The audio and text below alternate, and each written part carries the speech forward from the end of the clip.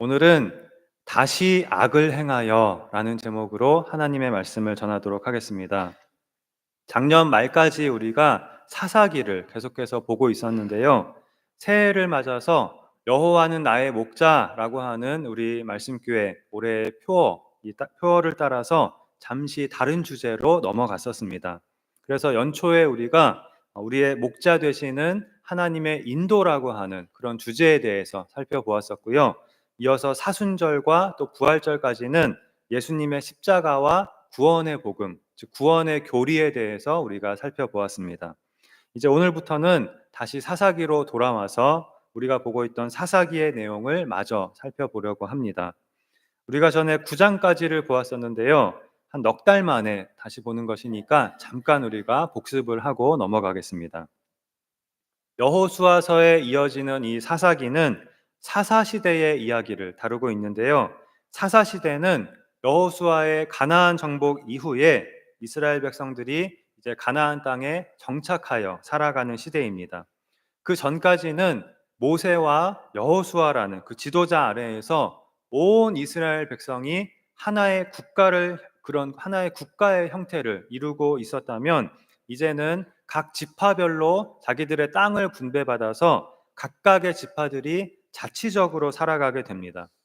여호수아 시대까지는 중앙 집권제였다면 이제는 지방 자치제로 바뀌게 된 것입니다. 그러면서 심각한 문제가 발생을 하게 되는데요. 이스라엘의 각 지파들이 자신들이 분배받은 땅에 거주하는 그 가나안 족속들을 완전히 몰아내지 못하고 그냥 남겨두고 그냥 섞여 있는 채로 함께 살아가게 된 것입니다. 그러면서 지속적으로 가나안 문화의 영향을 받게 되고, 또 더 나아가 그들이 섬기는 가나안의 우상들을 섬기는 그런 우상 숭배에 빠지게 됩니다. 그리고 이에 대한 하나님의 징계로 이방 민족의 압제를 받게 되는 그런 시대가 사사 시대입니다. 그리고 이러한 압제 속에서 이스라엘 백성들이 고통 중에 하나님께 부르짖으면 하나님께서 한 구원자를 세워서 이스라엘을 구원해 주셨는데요.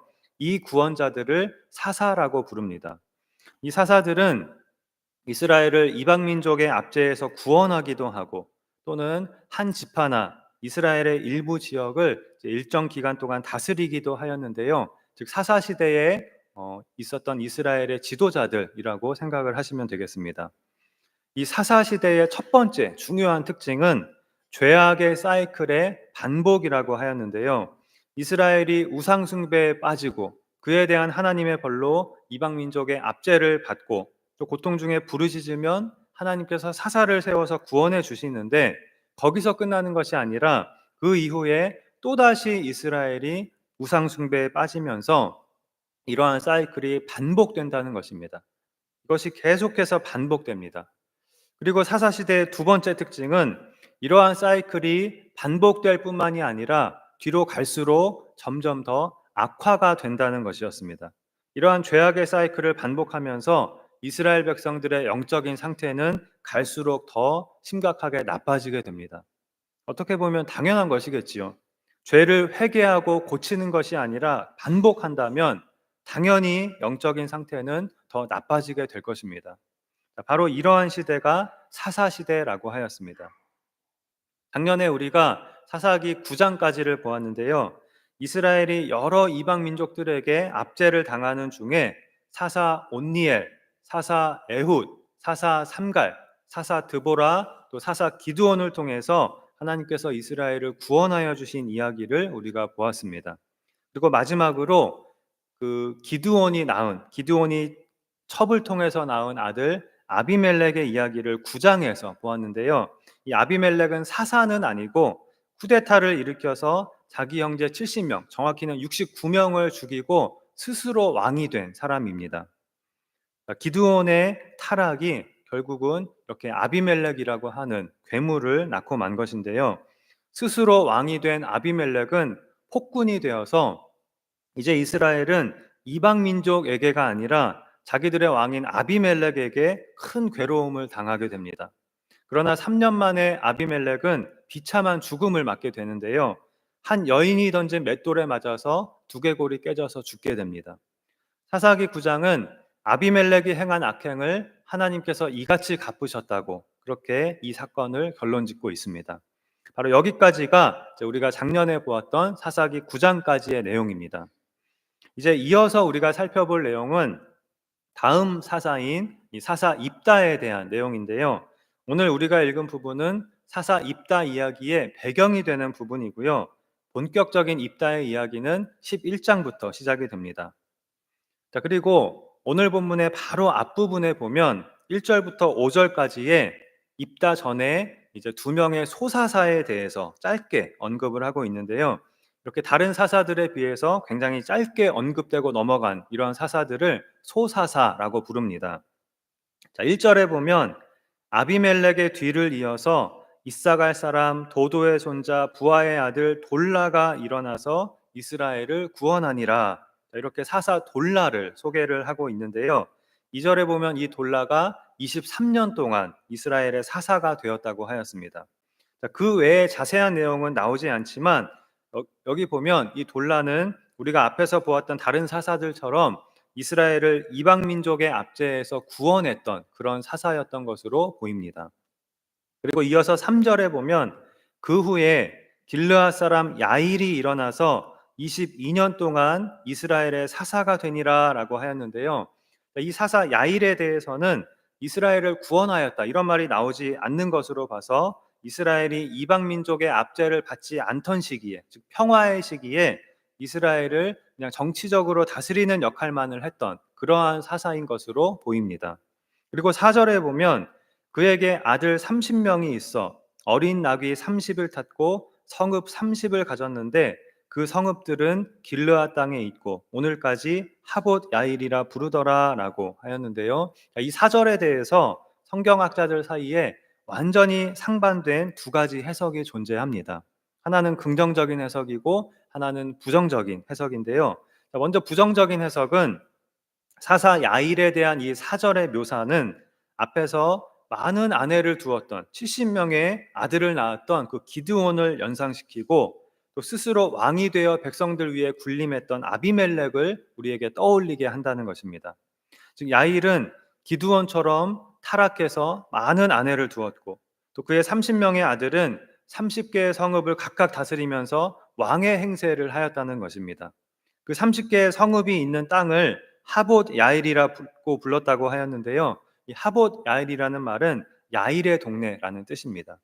즉 야일은 왕과 같은 모습으로 부와 권력을 누리는 데 치중했던 타락한 사사였다라고 하는 이러한 첫 번째 해석이 있습니다. 자, 반면에 많은 학자들은 이와는 반대로 이 야일을 긍정적으로 평가를 하는데요. 성경에서 이 자식이 많은 이런 것은 많은 경우에 하나님의 복을 의미하는 경우가 많다라고 이렇게 볼 수 있다는 것이고요. 또 많은 경우에 성경에서 나귀를 탄 사람은 평화와 평강의 사람을 의미하기 때문에 이 사절은 이스라엘이 번영과 평화를 누린 시기를 묘사한 것으로 볼 수 있다는 것입니다. 또 야일이 특별히 이렇게 아비멜렉처럼 백성을 압제하였다 이런 말도 없고 22년 동안 이스라엘의 사사가 되었다는 그런 말만 나오기 때문에 이 야일의 30명의 아들은 아버지를 도와서 성실하게 30성읍을 다스렸고 이스라엘은 22년 동안 평화를 누렸다 이렇게 보는 것입니다. 완전히 다른 두 가지의 견해가 있는 것인데요. 어느 것이 맞는지는 어느 것이 진짜인지 사실 우리는 알 수가 없고 두 가지 해석 모두 저는 충분히 그럴듯하고 또 가능한 해석이라고 생각을 합니다. 그리고 이 사사 돌라와 사사 야일에 대한 평가보다 그것보다 중요한 것은 이 1절에서 5절이 가지는 의미인데요. 바로 앞부분인 9장의 내용은 폭군 아비멜렉으로 인해 이스라엘 백성이 아주 큰 괴로움을 당하였고 결국 아비멜렉은 하나님의 심판을 받아 죽은 것이었습니다. 그리고 나서 이 사사 돌라와 야일의 시대를 언급하였고요. 이어서 오늘 본문인 6절부터는 이스라엘이 다시 악을 행하는 내용이 나오고 있습니다.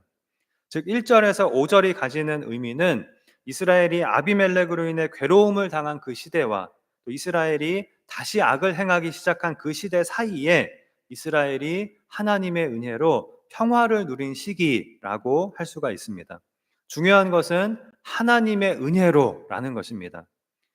이스라엘이 아비멜렉이라는 폭군에게 시달리고 큰 고통을 당하였지만 하나님은 그러한 이스라엘에게 사사 돌라의 시대 23년, 또 사사 야일의 시대 22년 동안 평화를 누리는 그런 은혜를 이들에게 주셨다는 것입니다.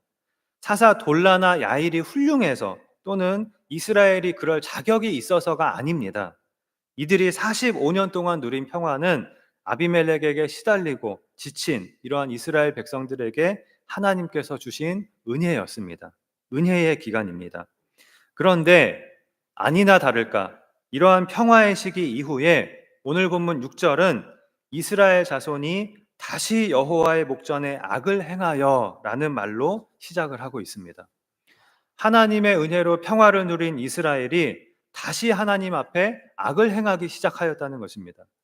사사기에서 계속해서 반복되는 이 죄악의 사이클이 또다시 시작이 되고 있는 것입니다. 다시 악을 행하여, 이 부분이 참 중요한 부분이거든요. 사사기 전체를 대표하는 구절이라고도 할 수 있을 것입니다. 그래서 오늘 말씀의 제목을 제가 부정적인 제목임에도 불구하고 다시 악을 행하여 라고 이렇게 정하였는데요. 참 슬픈 제목이지요. 원래 제목은 좀 긍정적이고 소망을 주는 그런 제목이어야 좋은 제목이라고 할 수가 있는데 다시 악을 행하여 라고 제목을 정한 것 자체가 참 슬픈 일인 것 같습니다. 그리고 가장 슬픈 것은 다시 악을 행하여, 이것이 오늘 본문의 이스라엘만의 이야기가 아니라 바로 우리의 이야기라는 사실입니다. 하나님의 은혜를 누리고 있으면서도 끊임없이 다시 악을 행하고 죄를 반복하고 있는 것이 바로 우리의 모습인 것입니다. 그래서 우리가 이렇게 죄를 반복하고 악을 행하는 것을 반복하는 것을 꼭 끊어내고 진정으로 복된 하나님의 자녀로 살게 되기를 바라는 그런 마음에서 오늘 말씀의 제목을 다시 악을 행하여, 이것을 꼭 기억하자는 의미로 그렇게 정하였습니다. 사사기의 특징은 이스라엘이 죄악의 사이클을 반복할 뿐만이 아니라 갈수록 더 악화되어 가는 것이라고 말씀을 드렸는데요. 오늘 본문에도 그것이 그대로 나타나고 있습니다. 6절에 보면 이스라엘이 행한 악을 이렇게 표현을 하고 있는데요. 이스라엘이 정말 여러 우상신들을 섬기고 여호와를 버리고 그를 섬기지 아니함으로 라고 하였습니다. 여기 보면 이번에는 이스라엘이 한두 개의 우상을 섬긴 것이 아닙니다. 주변의 이방 민족들의 우상이란 우상은 모조리 다 섬겼습니다. 그리고 이러한 여러 신들을 섬기면서 여호와는 버리고 하나님은 버리고 하나님을 섬기지 아니하였다고 하였습니다. 이 6절에 보면 이들이 섬긴 여러 이방 신들의 이름이 이렇게 나오고 있는데요. 지도를 보면서 한번 살펴보겠습니다. 우리가 전에 보았던 지도인데요. 이스라엘의 12지파가 분배받은 그 가나안 땅의 지도입니다. 가운데 빨갛게 빨간 줄로 표시되어 있는 것이 요단강이고요. 요단강 서쪽이 가나안 땅, 하나님께서 주시겠다고 약속하셨던 가나안 땅이 바로 저 요단강 서쪽입니다. 요단강 서쪽에 가나안 땅, 지금의 이스라엘 땅이고요. 요단강 동쪽에도 세 지파가 있는 것이 보이시지요. 이 르우벤 지파와 갓 지파 그리고 므낫세 지파 중 절반은 요단강 동쪽의 땅을 미리 기업으로 받았다고 하였습니다. 그리고 이스라엘 주변에 이방 민족들이 또 작은 글씨로 잘 보이실지 모르겠는데 이스라엘 주변에 저 색깔 없는 땅에 작은 글씨로 그 이방 민족들이 표시가 되어 있는데요. 바로 이 이방 민족들의 신들이 6절에 나오는 이스라엘을 섬긴 이방 신들입니다. 먼저 바알과 아스다롯은 가나안 땅의 신들이고요. 유명한 신이죠. 바알과 아스다롯. 그리고 또 저 북쪽에 아람이라는 나라의 신들, 그리고 지도에는 나오지 않지만 더 북쪽에 시돈이라는 나라의 신들, 그리고 오른쪽 아래에 모압의 신들, 또 암몬의 신들, 그리고 저 서쪽에 있는 블레셋의 신들을 이스라엘이 섬겼다고 6절이 기록을 하고 있습니다.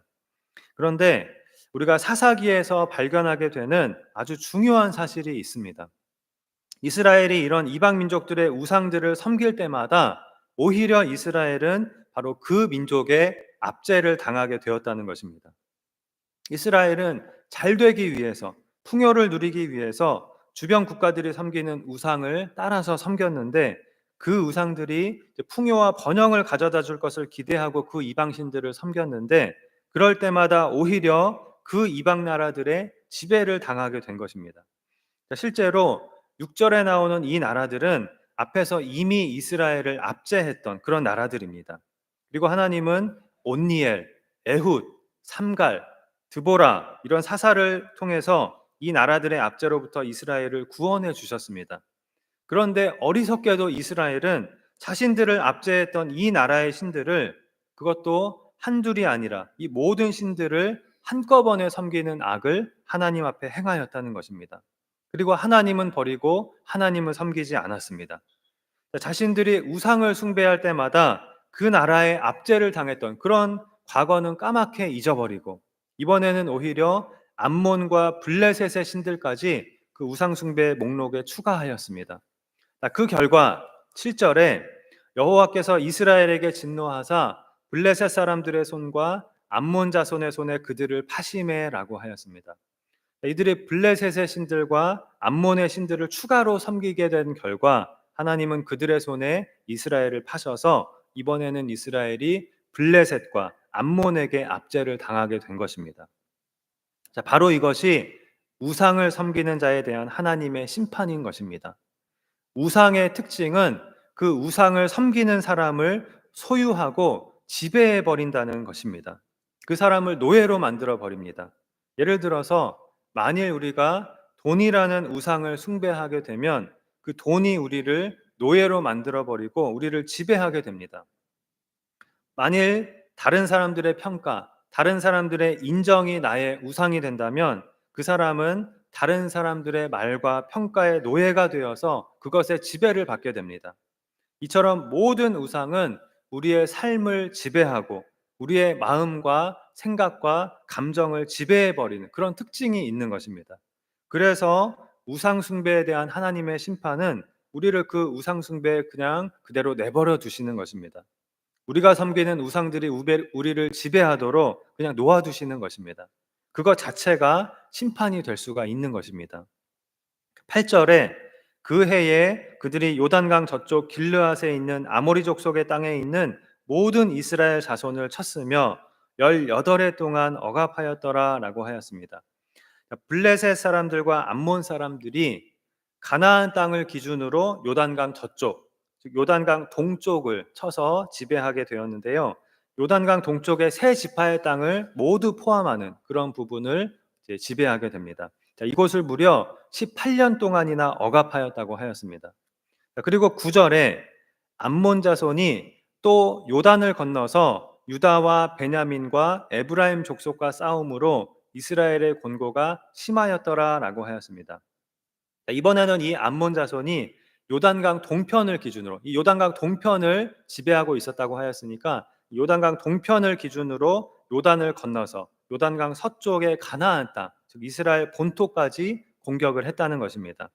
자, 결국 이스라엘 백성은 7개나 되는 이방 신들을 섬긴 만큼 요단강 동편 서편 할 것 없이 이스라엘 전체가 블레셋과 암몬 자손의 압제를 당하게 되었는데요. 자, 이로 인해 이스라엘의 곤고가 심하였더라 이렇게 기록을 하고 있습니다. 여기까지가 오늘 우리가 읽은 본문입니다. 자, 그리고 뒤로 가보면 이번에도 하나님은 이러한 이스라엘을 불쌍히 여기시고 은혜를 베푸셔서 결국에는 입다라는 사사를 일으키셔서 이스라엘을 구원해 주십니다. 자, 그 내용은 다음에 나중에 우리가 보게 될 것이고요. 오늘 우리가 생각해 보고자 하는 것은 다시 악을 행하여 이 부분이라고 하였습니다. 왜 우리는 하나님의 은혜를 경험하고도 다시 예전의 모습으로 돌아가 버리는가 하는 것입니다. 왜 하나님의 징계와 용서와 구원과 은혜를 경험하고도 아무것도 깨달은 것이 없는 사람처럼 다시 악을 행하고 다시 과거로 돌아가 버리고 어리석은 일을 반복하는가 하는 것입니다. 너무나 답답한 노릇 아닙니까? 이스라엘 백성은 과거에 같은 잘못을 반복해서 하나님의 징계를 받고 고통 중에 하나님께 부르짖을 때 하나님의 은혜로 구원을 받은 그러한 역사를 몇 번이나 경험을 했는데도 왜 이렇게 더 많은 이방신들을 섬기는 어리석은 잘못을 저지른 것일까요? 하나님께서 애굽에서 종살이 하던 자신들을 구원하여 이 가나안 땅으로 인도하시고 이 가나안 땅을 기업으로 주셨는데 왜 이스라엘은 정작 이 가나안 땅에 와서는 하나님을 떠나고 이렇게 수많은 우상을 섬긴 것일까요? 그 이유는 우리가 이 가나안 땅에서 잘 살 수 있을까? 살아남을 수 있을까? 이러한 불안과 두려움 때문에 그런 것입니다. 하나님은 이스라엘을 이러한 수많은 이방 민족들 한가운데에 데려다 놓으시고 너희는 거룩하라. 즉 이들과 구별되어라. 너희는 이 세상 속에서 하나님의 백성으로 구별되어라. 라고 말씀을 하셨거든요. 당시 이방 민족들의 타락한 문화를 따라가지 말고 또 그들이 섬기는 우상을 섬기지 말라고 하나님은 말씀하셨습니다. 그런데 세상적인 관점으로 보면 이스라엘이 그렇게 하면 그 주변에서, 그 세상에서 혼자 외톨이가 되고 고립되어서 주변 나라들의 공격 대상이 되고 또 먹고 살기조차 어려워지게 될 수가 있었습니다. 그렇게 될 것처럼 보였습니다. 이스라엘 백성들은 아마 그것이 그 많은 나라들 중에 혼자가 되는 그것이 가장 두려웠을 것입니다. 그래서 주변 나라들과 교류를 하였는데 그들과 계속해서 지속적으로 안정적인 그런 교제와 교류를 나누기 위해서는 그들이 섬기는 신들을 인정하는 것이 필수적이었습니다. 그런데 또 가만히 보니까 이방 민족들이 우상을 섬기는 모습이 너무나 부럽고 좋아 보였습니다. 하나님께서 자신들에게 주신 계명에는 죄다 이것도 하지 말라 저것도 하지 말라는 것이 그렇게도 많은데 이 주변의 이방 민족들이 우상을 섬기는 예배의 모습을 보니까 마음대로 막 먹고 마시고 성적으로 문란하게 쾌락을 즐기는 것이었습니다. 그런데 그러면서도 하나님의 말씀대로 멸망하지도 않고 오히려 풍요롭게 잘 먹고 잘 사는 것입니다. 이방 민족들이 이렇게 사는 모습을 보니까 너무나 부럽고 또 좋은 것도 많아 보이고 우리보다 발전된 것이 너무나도 많아 보이는데 하나님은 그런 것을 쳐다보지도 말고 받아들이지도 말라고 하시는 것입니다. 그런 하나님이 아마 이스라엘 백성들은 답답하게 느껴졌을 것입니다. 그래서 하나님을 버리고 그들의 눈에 좋아 보이는 온갖 이방신들을 섬기는 그런 선택을 한 것입니다. 마치 예수님의 탕자의 비유에 나오는 둘째 아들과 같았습니다.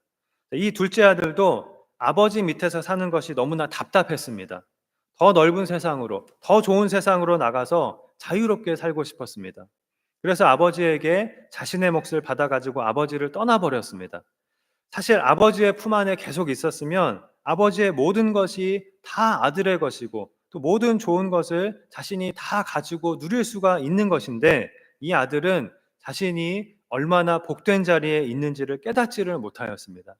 아버지를 떠나면 더 재미있게, 더 즐겁게, 더 좋은 것을 누리며 잘 살 수 있을 것 같았습니다.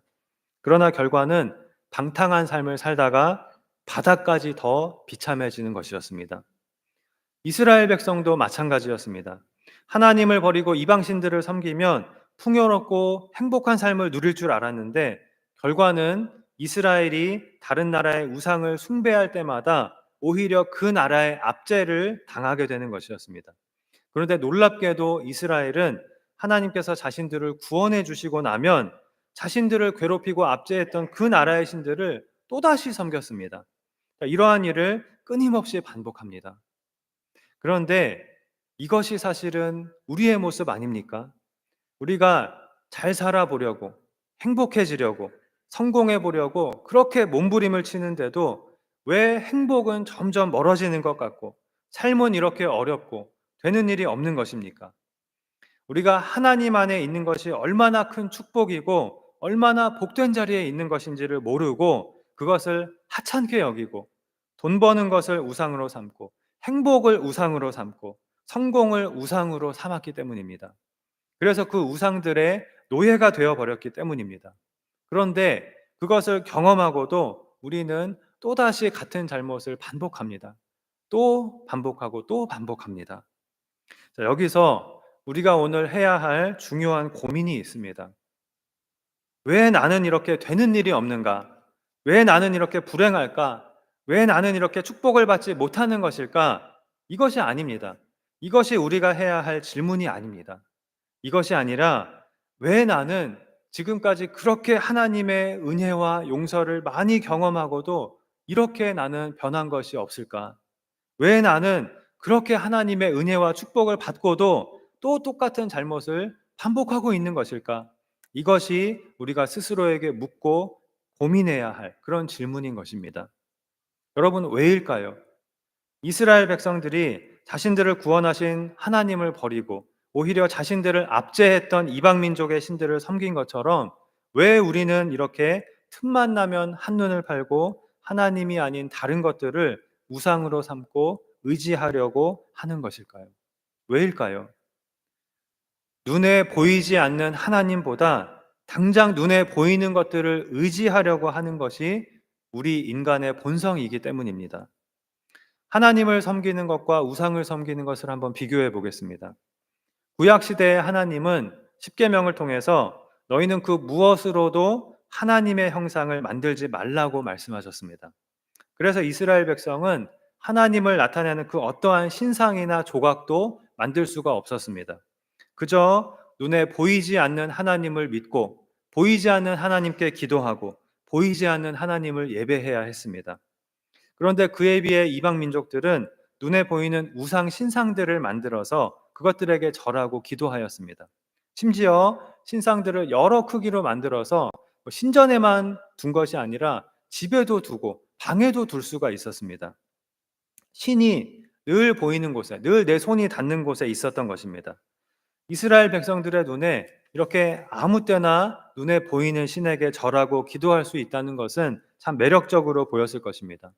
그리고 하나님은 도대체 이 기도를 듣고 계시기는 한 건지, 응답을 해주고 계시기는 한 건지 알 도리가 없는데, 눈에 보이는 우상에게 저렇게 기도하는 것은 뭔가 더 이 실체가 있는 것 같고 더 즉각적인 효력이 있을 것만 같아 보였을 것입니다.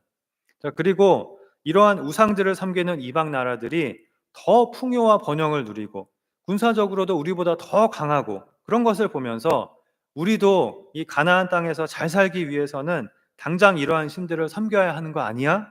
이렇게 생각을 했습니다. 사실 그 모든 것들은 오직 하나님만이 주실 수 있는 것들이고 하나님께서 이스라엘에게 주신 것들인데 그것은 눈에 보이는 것이 아니거든요.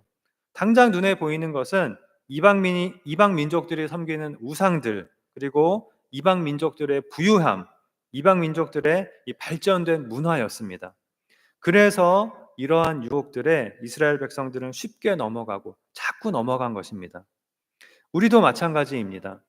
하나님께서 우리를 구원해 주시고 많은 은혜와 축복을 주시고 고난에서 건져 주시고 지금도 우리를 인도해 주고 계시는데 그것은 눈에 보이지가 않으니까 쉽게 잊어버립니다. 생각하지를 못합니다. 그리고는 당장 눈에 보이는, 당장 나에게 도움을 줄 수 있을 것 같은 인맥이나 권력이나 누가 이렇게 해서 성공했다는 성공담이나 이런 것들을 먼저 의지하고 붙들고 하나님보다 우선시하고 살아가게 됩니다. 우리도 모르게 이러한 것들을 하나님보다 더 우선시하면서 우상으로 삼고 살아가고 있는 것입니다. 그러나 우리는 눈에 보이지는 않으나 늘 우리를 돌보고 계신 우리의 아버지 하나님을 늘 생각해야 합니다. 그리고 늘 그 하나님과 우리가 동행해야 합니다. 하나님의 은혜와 축복과 인도와 돌보심을 늘 우리가 잊지 않고 일부러 생각을 해야 합니다. 우리가 할 일은 늘 하나님을 기억하는 것입니다. 보이진 않지만 우리 안에 확실히 거하고 계신 성령님을 기억하고 보이진 않지만 확실히 우리를 돌보시고 지켜주시고 인도하고 계신 그 하나님을 기억하고 보이진 않지만 하나님의 말씀은 확실히 이루어지고 있으며 반드시 이루어질 것을 우리는 늘 기억하며 생각하며 살아야 하는 것입니다. 이 기억하는 것이 중요합니다. 우리가 늘 하나님을 기억하며 살아갈 때 하나님께서 베푸신 사랑과 은혜를 우리가 기억하며 살아갈 때 우리는 불안해하거나 두려워하지 않을 수 있는 것입니다. 오늘 성가대의 찬양처럼 우리가 평안할 수가 있는 것입니다. 지금 우리는 참 불안한 시대를 살아가고 있습니다. 언제 어디서 무슨 일이 터질지 알 수가 없습니다. 전쟁, 재난, 재앙, 기상이변, 사건, 사고, 정치적 혼란, 경제 불황, 경기 침체 이런 일들이 언제 어떤 형태로 갑자기 일어날지 도무지 종잡을 수가 없는 그런 시대입니다. 그래서 많은 사람들이 미래에 대해서 당장 내일에 대해서 많이 걱정을 하고 불안해합니다. 그렇게 살아갑니다. 게다가 우리 그리스도인들은 이렇게 세상 사람들이 당하는 어려움도 우리는 똑같이 당하면서, 다 당하면서 그에 더해서 그리스도인이기 때문에 당하는 이중적인 어려움까지 우리는 겪어야 합니다. 우리가 이 세상에서 하나님의 말씀을 따르는 삶을 살고 거룩한 하나님의 백성으로 구별된 삶을 살기 위해서는 많은 어려움과 고난을 때로는 겪을 수밖에 없는 것입니다. 그럴 때 우리가 불안과 두려움 속에서 당장 눈앞에 보이는 우상들을 붙잡게 되기가 쉽고 죄의 유혹에 넘어가기가 쉬운 것입니다.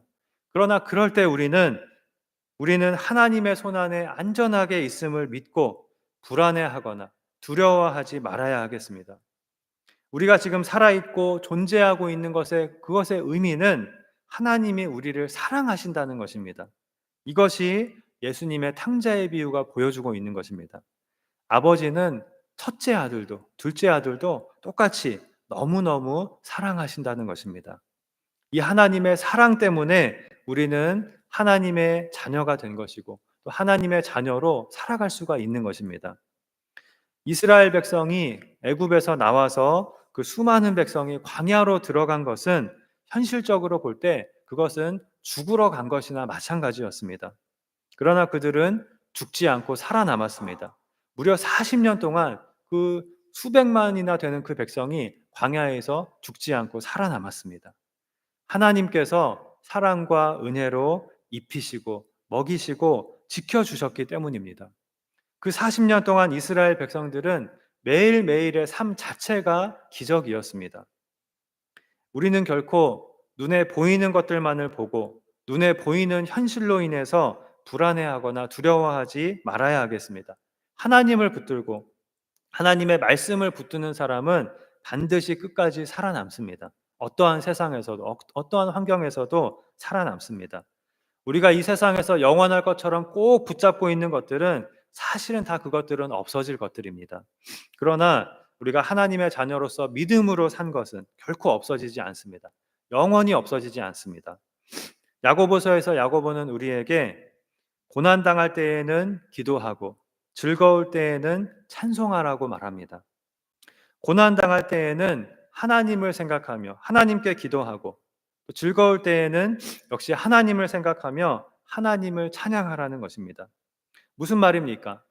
고난 당할 때에나 즐거울 때에나 즉 언제나 제일 먼저 하나님을 기억하고 하나님을 생각하고 하나님을 부르라는 것입니다. 자, 이것이 우리 그리스도인의 중요한 삶의 원칙인 것입니다. 무슨 일에든지 어떠한 일에든지 항상 우리가 하나님 중심으로 하나님 우선으로 살아가는 것입니다. 왜냐하면 하나님은 우리의 주인이시고 또 이 세상 모든 만물의 주인이시기 때문입니다. 이 세상 모든 만물은 하나님이 다스리시고 다 하나님의 손안에 있습니다. 우리의 모든 도움은 하나님으로부터 오는 것입니다. 우리는 어려운 일을 만나면 당장 눈에 보이는 다른 도움들을 먼저 붙잡고 더 의지하게 되기가 우리는 쉽지만 언제나 우리는 눈에 보이지는 않지만 우리를 돌보고 계신 하나님 아버지를 제일 먼저 기억하고 제일 먼저 생각해야 하겠습니다. 예수님께서 제자들과 최후의 만찬을 나누신 그날 밤에 예수님은 베드로에게 베드로야 사탄이 너희를 밀 까부르듯 하려고 요구하였으나 내가 너를 위하여 내 믿음이 떨어지지 않기를 기도하였다 이렇게 말씀하셨습니다. 그리고 그날 밤 예수님께서 체포되셨을 때 베드로는 두려운 나머지 예수님을 모른다고 3번이나 부인하며 크게 넘어졌지만 결국에는 회개하고 돌아와서 좋은 일꾼이 되었습니다. 예수님께서 베드로의 믿음이 떨어지지 않도록 붙잡아 주신 것입니다. 예수님은 지금도 하나님 우편에서 우리를 위하여 기도하고 계십니다. 또 성령님께서 우리와 함께하고 계시고 하나님께서 한없는 사랑과 은혜로 우리를 온전히 돌보아주고 계십니다. 이것을 우리가 늘 기억하고 생각함으로 모든 불안과 두려움을 이기고 어리석게 다시 악을 행하는 그런 일을 반복하지 않는 우리가 되어야 하겠습니다. 그럼으로써 성삼위 하나님과 늘 동행하며 아버지의 사랑과 은혜 안에 늘 거하며 아버지를 기쁘시게 하는 승리의 삶을 살아가는 그런 우리 모두가 되기를 주님의 이름으로 축원합니다. 기도하시겠습니다. 하나님 아버지, 이 세상에서 우리는 불안과 두려움으로 인해 우리 눈에 보이는 많은 우상들을 섬겼고 그 우상들의 노예가 되어 우상들의 지배를 받으며 비참한 삶을 살았지만 하나님께서 우리를 불쌍히 여기셔서 사랑과 은혜를 베풀어 주시고 구원하여 주시고 품에 안아 주신 것을 감사합니다. 그럼에도 우리는 하나님의 사랑과 은혜와 능력을 경험하고도 그것을 금방 잊어버리고 또다시 하나님 앞에 악을 행하는 삶을 지금도 살아가고 있습니다. 우리를 불쌍히 여겨주시고 용서하여 주시옵소서. 우리가 이 세상을 살아가는 동안 늘 하나님을 기억하며 하나님께서 베푸신 은혜와 사랑을 생각하며 오직 하나님 안에서 살아감으로 하나님을 영화롭게 하는 복된 하나님의 백성으로 복된 삶을 살아가게 하여 주시옵소서. 믿사오며 예수님의 이름으로 기도하옵나이다. 아멘.